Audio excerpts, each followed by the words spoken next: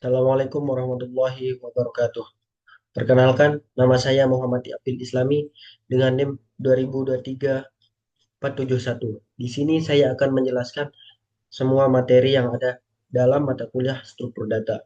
Sebelum kita langsung ke materi, alangkah baiknya kita mengenal apa yang dimaksud dengan struktur data itu sendiri. Jadi, struktur data itu adalah cara kita untuk mengorganisasi dan menyimpan, serta mengelola data agar dapat digunakan secara efisien. Secara historis, struktur data berkembang seiring dengan meningkatnya kebutuhan dalam memproses data pada komputer. Contohnya, saat kita ingin menyimpan daftar nama mahasiswa atau siswa dalam sebuah sekolahan atau kampus, dalam urutan tertentu kita bisa menggunakan array. Tetapi, jika kita butuh fleksibilitas dalam penambahan dan penghapusan, kita itu menggunakan linked list yang lebih tepat. Jadi materi yang pertama dalam mata kuliah struktur data itu ada yang dinamakan dengan array. Jadi gimana sih gambaran atau analogi dari array tersebut? Array itu ibaratnya seperti penjaga rahasia data dalam dunia digital. Bayangkan kita itu mempunyai sebuah kotak ajaib yang memiliki banyak laci kecil di dalam kotak tersebut, di mana setiap laci kecil itu bisa menyimpan satu barang kecil seperti angka, huruf, dan benda lainnya di dalam pemrograman. Jadi, array itu diibaratkan menjadi kotak ajaib dalam dunia pemrograman. Jadi, istilah dari array itu adalah struktur data yang menyimpan sekelompok data dengan jenis yang sama dalam satu tempat, di mana setiap elemen dalam array memiliki alamat unik yang disebut dengan indeks. Nah, indeks ini dimulai dari angka 0 bukan satu ya. Jadi di dalam array ini indeks itu dimulai dari angka 0. Misalkan kita memiliki 5 data. Nah, indeksnya itu dimulai dari angka 0 sampai 4.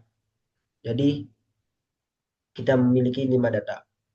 Kemudian jenis-jenis array itu ada 3 jenis. Yang pertama ada yang dinamakan array satu dimensi, yaitu array yaitu array yang paling dasar kemudian tersusun dalam satu baris yang berisi elemen dengan tipe data yang sama dan setiap elemen diakses menggunakan indeks. Seperti yang saya sebutkan tadi, indeks itu dimulai dari 0. Yang kedua, jenis array yang kedua yaitu array dua dimensi, di mana array dua dimensi ini merupakan perluasan dari array satu dimensi, sehingga array dua dimensi ini terdiri dari kolom dan baris. Jadi bentuknya itu seperti matriks. Maka harus kita dalam array dua dimensi itu harus memperhatikan dua baris dan kolom tersebut.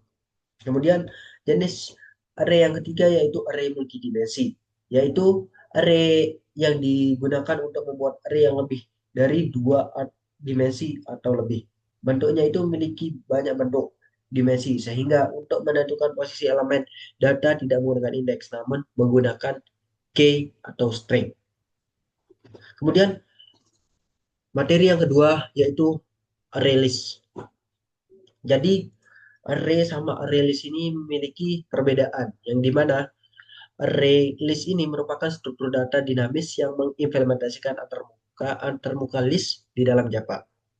Jadi perbedaan antara array biasa dengan array list ini adalah array list ini um, array biasa itu ukuran tidak dapat diubah, sedangkan array list ini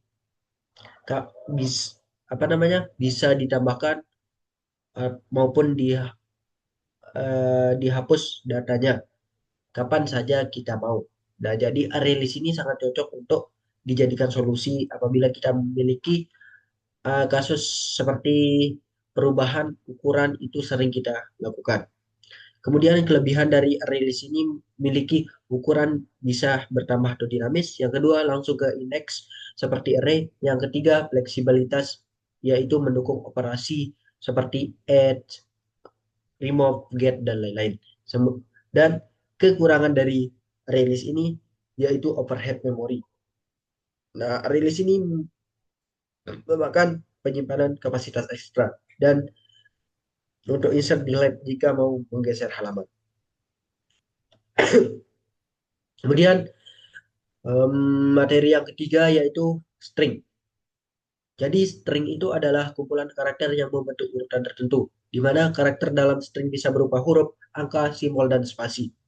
Dalam hampir semua bahasa pemrograman, string itu ditandai dengan tanda kutip tunggal atau tanda kutip tangga atau tanda kutip ganda untuk menandai awal dan akhir dari string.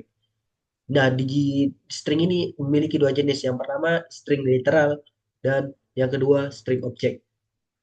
String literal itu eh, biasanya ditulis secara langsung di dalam kode pemrograman seperti hello world. Sedangkan string object ini memungkinkan operasi seperti penggabungan, pemotongan, penggantian, dan lain-lainnya. Kemudian materi yang keempat itu ada linked list, di mana di dalam struktur data ini linked list itu diibaratkan seperti rantai yang tersusun dari node-node, yang tiap node-nya itu terdiri dari data, yaitu nilai yang tersimpan, dan pointer, yaitu alamat atau referensi ke node berikutnya. Nah, di dalam linked list ini terdapat beberapa jenis. Yang pertama, ada yang dinamakan single linked list, yaitu setiap node hanya memiliki satu pointer atau node yang satu milik hanya tertuju kepada node berikutnya. Kemudian yang kedua, ada yang dinamakan dengan double linked list, yaitu node memiliki dua pointer, yaitu prep dan next. Ya, dan yang terakhir itu ada yang dinamakan circular linked list. Nah, di dalam circular linked list ini dibagi menjadi dua lagi. Ada yang dinamakan single circular linked list, yaitu uh, linked list di mana pointer next node terakhir menuju ke node pertama atau yang disebut dengan head, itu membentuk lingkaran, tidak ada yang bernilai non. Dan yang kedua itu ada yang dinamakan double circular linked list, yaitu pointer next-nya dan frame-nya menunjuk ke sendiri secara circular. Nah, itu pembahasan singkat dari linked list. Kita lanjut ke stack and queue. Yang pertama itu tentang stack. Stack atau tumpukan. Stack menurut bahasa artinya tumpukan. Sedangkan secara istilah di dalam pemrograman, stack itu merupakan struktur data yang terbentuk dari barisan hingga yang terurut dari suatu satuan data. Nah, penambahan dan penghapusan elemennya hanya dapat dilakukan pada satu posisi, yaitu di posisi akhir atau yang disebut dengan top. Nah, di dalam stack ini terdapat di dalam stack ini bersifat LIFO atau yang kepanjangannya itu last in first out, yaitu benda yang terakhir masuk atau data yang terakhir masuk merupakan data yang pertama keluar. Jadi kayak tumpukan piring. Jadi kayak tumpukan piring ya. Uh, Misalkan kita taruh piring yang terakhir di paling atas, otomatis piring yang terakhir itu apabila kita mau mengambil piring tersebut, maka kita otomatis mengambil piring yang paling atas. Oke, jadi itu yang nah, nah, yang dimaksud dengan stack. Kemudian operasi-operasi dalam stack. Yang pertama itu ada top, yaitu data yang berada pada posisi akhir atau puncak. Kemudian push, yaitu menambahkan item pada top. Yang ketiga pop, yaitu menghapus elemen dari top. Yang keempat pack, yaitu mengakses nilai pada top. Nah, kemudian yang kedua yaitu queue. Jadi queue ini menurut bahasa artinya antrian. Sedangkan istilah yaitu kumpulan data yang mana penambahan elemennya dapat dilakukan di satu sisi yang disebut dengan tile. dan penghapusan elemennya dapat dilakukan pada sisi lain atau bisa disebut atau bisa disebut sisi depan atau head. Jadi Q ini bersifat FIFO, yaitu first out, first in, first out, yaitu elemen pertama yang masuk atau data yang pertama yang masuk, otomatis data yang pertama tersebut menjadi data yang pertama keluar. Operasi di dalam Q ini terdapat dua operasi, yaitu NQ, yaitu menambahkan item pada tile, dan DQ itu menghapus item pada head. Kemudian materi yang keenam yaitu hashmap. Hashmap adalah struktur data di dalam siapa yang menyimpan data dalam bentuk pasangan kunci key value file. Analoginya seperti kamus. Kita misalkan kita mencari arti atau value berdasarkan key atau kata kunci. Hashmap terdapat di package Java Util dan digunakan untuk akses data cepat dengan waktu rata-rata operasi. Seperti put untuk menambahkan data, get untuk mengambil data, dan remove untuk menghapus data. Yang pertama, konsep dasar dalam hashmap. Itu ada yang pertama ada dinamakan pasangan key value, yaitu setiap elemen punya key atau kunci untuk atau key unik dan value terkait atau nilai terkait. Yang kedua, hashing dan bucket, yaitu key diubah menjadi angka atau hashcode oleh fungsi hashcode. Yang kedua, angka digunakan untuk menentukan bucket atau posisi dalam array tempat penyimpanan. Contoh sederhana di dalam key ini yaitu jumlah bucket sama dengan modulo hashcode. Yang ketiga, itu ada dinamakan tipe di dalam hashmap, yaitu key. Key umumnya bertipe string atau integer, sedangkan value atau nilai bisa bertipe data apapun, terserah kita. Kemudian collision atau tabrakan, masalah di dalam hashmap. Ya, jadi kadang-kadang ada dua key berbeda menghasilkan indeks bucket secara sama. Ini disebut collision. Ada dua metode penanganan. Yang pertama, spirit chaining, yaitu rantai terpisah digunakan di hashmap, di mana setiap bucket menyimpan link list dan entry. Jika terjadi tabrakan, data baru ditambahkan ke dalam link list di bucket tersebut. Dan yang kedua itu ada open addressing, yaitu data-data tetap disimpan di array utama dan jika penuh, pencarian bucket dilakukan ke posisi berikutnya. Ya, jadi apa kelebihan dan kekurangan dari hashmap tersebut? Yang pertama, kelebihan dari hashmap adalah akses cepat, kemudian fleksibel. Yang ketiga, bisa menyimpan 0 atau satu key 0, banyak value 0. Yang sedangkan kekurangan dari hashmap ini tidak terurut, tidak aman untuk multi trading dan memori lebih besar karena struktur internal. Kemudian materi yang terakhir, materi yang ketujuh, belum yang terakhir, yaitu tentang tree. Di dalam tree ini, tree, binary tree, dan binary search tree. Yang pertama kita akan bahas mengenai tree. Jadi, tree adalah struktur data tidak linear yang menggambarkan hubungan hierarki antar elemen, di mana elemen-elemen ini disebut node dan saling terhubung membentuk cabang. Nah, konsep di dalam tree itu ada yang dinamakan root, yaitu node paling atas tidak mempunyai parent. Yang kedua, parent, node yang punya anak. Yang ketiga, child, node yang punya parent. Yang keempat, leaf, node yang tidak mempunyai anak. Yang kelima, subtree, bagian dari tree yang bisa dianggap sebagai tree kecil. Kemudian materi berikutnya yaitu binary tree. Yaitu binary tree ini adalah jenis tree di mana setiap node maksimal memiliki dua anak antara yaitu anak yang sebelah kiri dan yang sebelah kanan.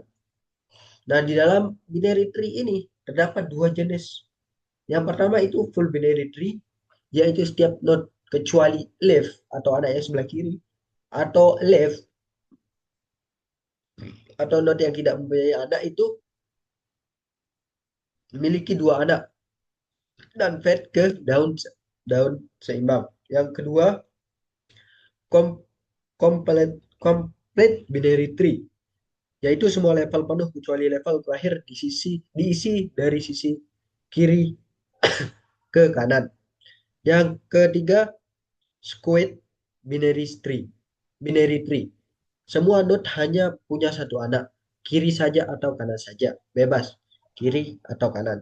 Yang keempat, itu ada dinamakan balanced binary tree, yaitu perbedaan tinggi subtree kiri dan kanan maksimal satu.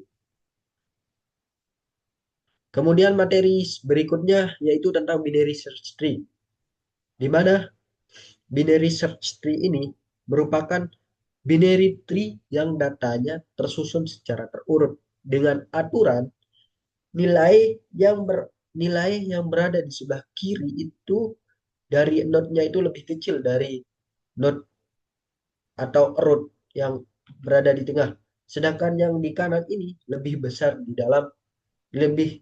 dibandingkan nilai nilai node-nya tersebut. Kelebihan dari binary search tree ini atau BST ini adalah efisien untuk pencarian, penambahan, penghapusan dan penghapusan data. Dan yang terakhir dari binary ini adalah binary tree traversal, di mana di dalam traversal ini merupakan cara untuk mengunjungi semua node.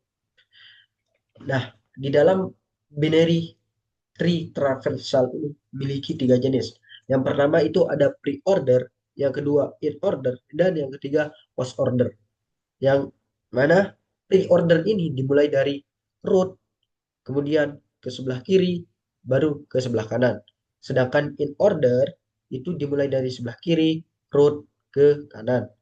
Dan yang di post-order ini dimulai dari kiri, kanan, dan yang terakhir di root.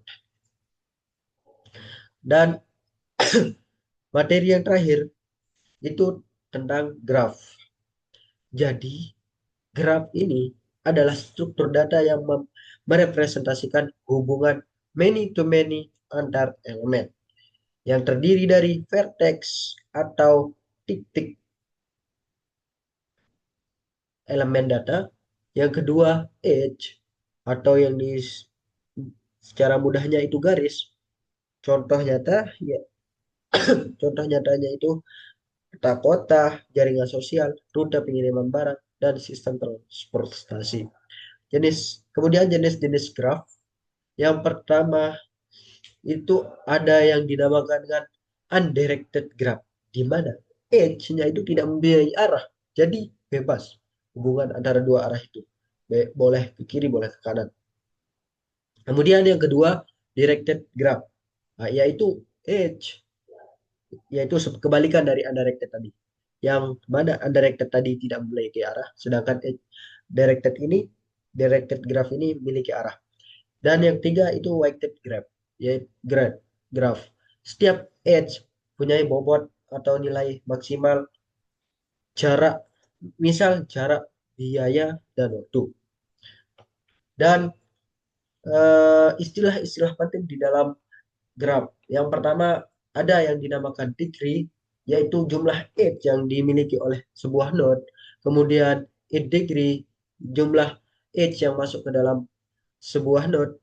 Yang ketiga odd degree, edge yang keluar dari sebuah node. Yang keempat, jumlah degree itu total garis penghubung antar semua node. Dan agency matrix itu merupakan itu menunjukkan hubungan antar node. Dan yang terakhir ya materi yang terakhir yaitu tentang graf traversal atau istilahnya disebut penelurusan, di mana graf traversal ini dibagi menjadi dua. Yang pertama itu ada dinamakan BFS atau kepanjangannya Bridge Passage, di mana di dalam BFS ini memiliki konsep yaitu menjelajahi node per level atau level by level dan menggunakan sifat dan bersifat Q FIFO. Contohnya kita memiliki uh, data atau node mulai dari angka 0 sampai 5. Jadi di dalam konsep BFS ini urutannya itu menjadi 0, 1, 3, 4, 2, 5. Kemudian yang kedua ada yang dinamakan dengan DFS atau Depth First Search, yaitu DF eh, yaitu konsep menjelajahi node sampai ke dalam maksimum sebelum backtrack dan menggunakan sistem stack atau LIFO, last in first out atau rekursi. Baik, mungkin itu saja yang dapat saya jelaskan dari materi mata kuliah yang ada pada struktur data. Kurang lebihnya saya mohon maaf. Wabillahi taufiq wal hidayah. Assalamualaikum warahmatullahi wabarakatuh. Oh, gimana Bil?